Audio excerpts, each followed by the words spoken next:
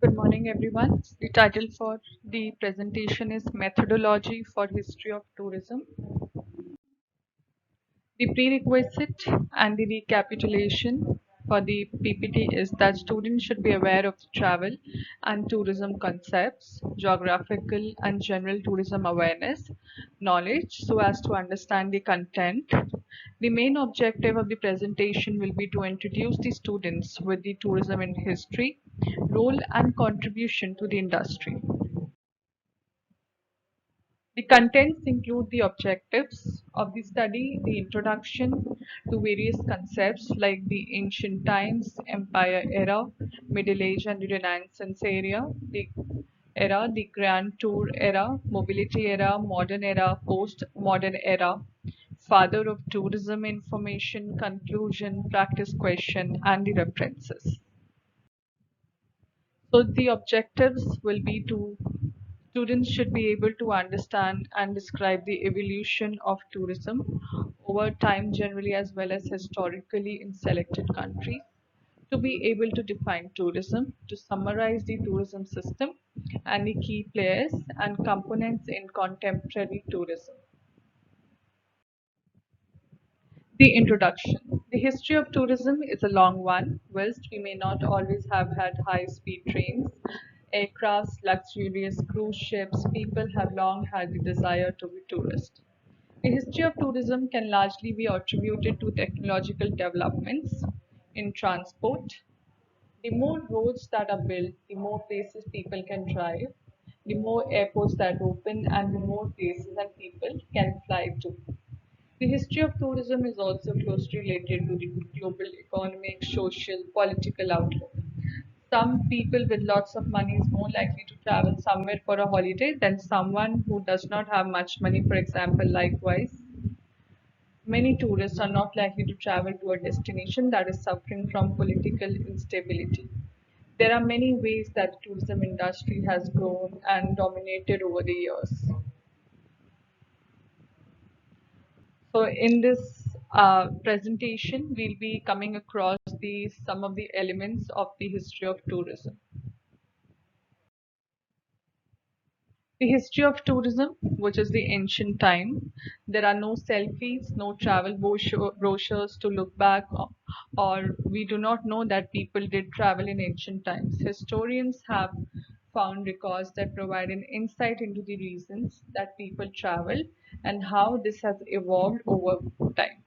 We know that cultures and nations move their armed forces around in order to conquer other areas and to control trade routes and various resources. This created foundations for future travel. We know that cultures and nations moved their armed forces around in order to conquer other areas and to control trade routes and various resources. This created foundations for future travel, and other people likely did the same. The Mayas in modern day Mexico and members of the Shang dynasty in modern day China traveled to see what was beyond their own borders. They also wanted to spread their civilizations. Then historians have been able to find evidence of ancient travels, artifacts, and other things which came up in the excavations that wouldn't be there unless the ancient people had their own, they didn't go and explode so much in the tourism industry. The history of tourism in the Empire era, as mentioned, the Empire era beginning with the Egyptians, including the Greeks and the stretching unit, the eventual form of Roman Empire, was influential in the development of travel and tourism. As time went on, people traveled more. They traveled for various reasons, maybe it commercial, educational, governmental, political, regional purposes. With consolidated governments in different central locations established as early as the Egyptian kingdoms, travel was a necessity. And because travel was a necessity, so too were basic necessities. Lodging and food needed to be provided to those visiting from other areas. This is especially true of the Greeks. They wanted to find fun in new location. They promoted to use a common language, and the money became a form of common currency.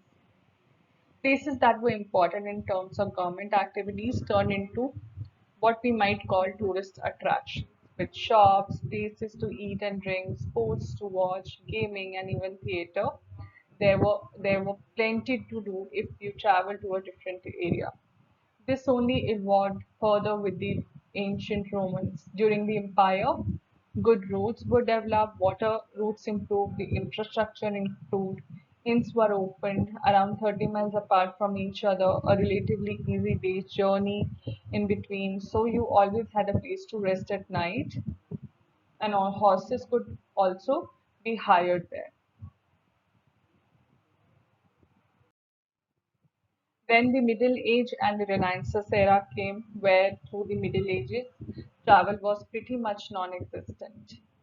It became dangerous after the fall of the Roman Empire.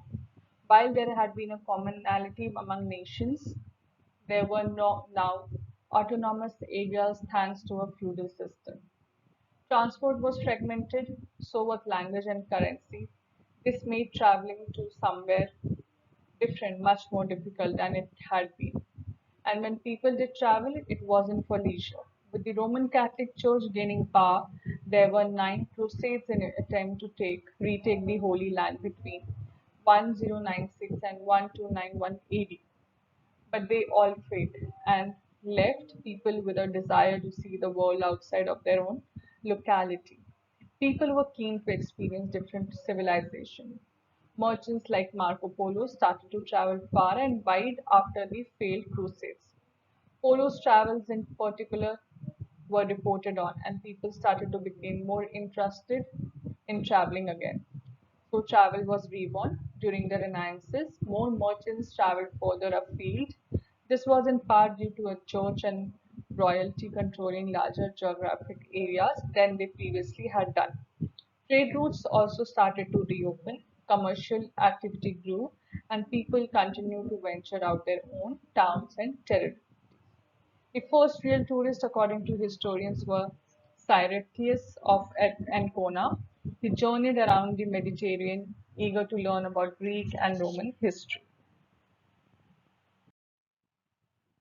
Then the Grand Tour era arrived, was when tourists, and we know it really came into play. Starting with the most wealthy in society, people traveled to learn. It was fashionable and soon became a status symbol in its own way. Those who were coming of age could travel throughout Europe to see art, architecture, science, and more in countries other than their own. Generally, the most couple of years, people would travel by carriage and be accompanied by some older to take care of them. This changed slightly with the introduction of industrial revolution. Economic and social structures were changed forever. The revolution meant that lengthy journeys such as grand tour trip were no longer particularly viable for many people. Factory life and business management, and indeed modern industrialism as a whole, led to people becoming more tied down. Transport changed too. It became more efficient as the economy grew and technology advanced.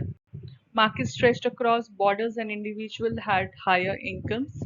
Travel was now for business and leisure, but with less free time trips were shortened.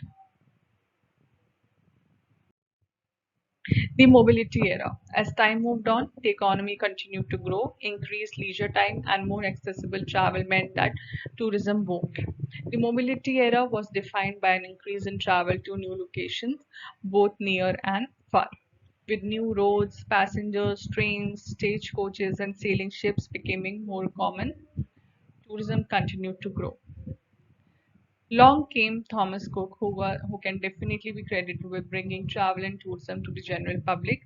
He was the first to introduce a tour package, travel and accommodation, with the food often included too.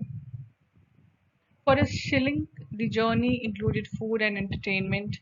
The mobility era continued to make changes. Cars and air travel were introduced next.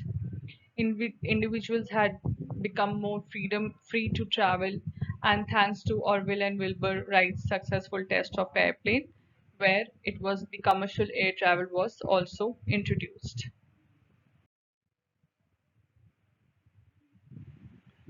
The modern era.